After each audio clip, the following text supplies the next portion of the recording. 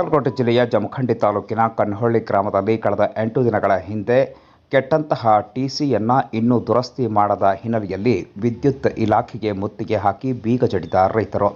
ಬಾಗಲಕೋಟೆ ಜಿಲ್ಲೆಯ ಜಮಖಂಡಿ ತಾಲೂಕಿನ ಸಾವಳಗಿ ಗ್ರಾಮದಲ್ಲಿನ ಕೆಇಬಿ ಕಚೇರಿಗೆ ಮುತ್ತಿಗೆ ಹಾಕಿರುವ ರೈತರು ಸಂಜೆ ಹೊತ್ತು ಬೀಗ ಜಡಿದು ಆಕ್ರೋಶವನ್ನು ವ್ಯಕ್ತಪಡಿಸಿದ್ದಾರೆ. ಕಳೆದ 8 ದಿನಗಳಿಂದ ದುರಸ್ತಿ ಮಾಡುವಂತೆ ಅಧಿಕಾರಿಗಳಿಗೆ ಮನವಿ ಮಾಡಿದರೂ ಇನ್ನೂ ದುರಸ್ತಿ ಮಾಡಿಲ್ಲ. ಹೀಗಾಗಿ ವಿದ್ಯುತ್ ಸಮಸ್ಯೆ ಉಂಟಾಗಿದೆ ಎಂದು ಆಕ್ರೋಶವನ್ನು ವ್ಯಕ್ತಪಡಿಸಿರುವ ರೈತರು ಕೂಡಲೇ ದುರಸ್ತಿ ಮಾಡುವಂತೆ ಒತ್ತಾಯಿಸಿದ್ದಾರೆ. ಇನ್ನು ಈ ಸಂದರ್ಭದಲ್ಲಿ ಸ್ಥಳೀಯ ರೈತ ಮುಖಂಡರಾದ ಪರಶುರಾಮ್ ಸಾಟಿ, ತಾನಾಜಿ ಶಿಂದೆ, ಸತ್ಯಪ್ಪ ಮೋಟೆ, ತಿಪ್ಪಣ್ಣ ಹುಗಾರ್, ಜಯವಂತ್ ಮೋಹಿತೆ ಸೇರಿದಂತೆ ರೈತ ಬಾಂಧವರು ಉಪಸ್ಥಿತರಿದ್ದರು. ಸಾವಳಗಿ ವಿಭಾಗದಲ್ಲಿ ಕನ್ನೋಳಿ ಗ್ರಾಮದ ಒಂದು ಟಿಸಿ ಇವತ್ತಿಗೆ 8 ದಿವಸ ಆಯ್ತು.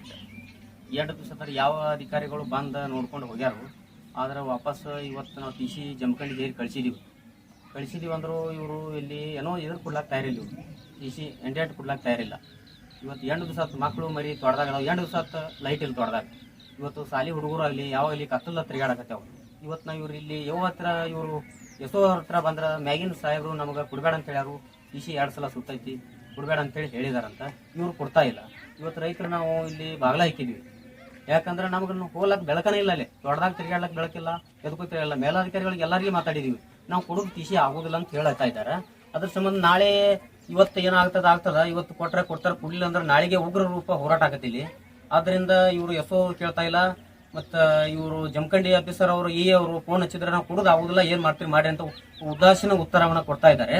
ಆದ್ರಿಂದ ಇಲ್ಲಿ ನಾವು ಹೋರಾಟಕ್ಕೆ ಕುಳಿತಿದ್ದೀವಿ.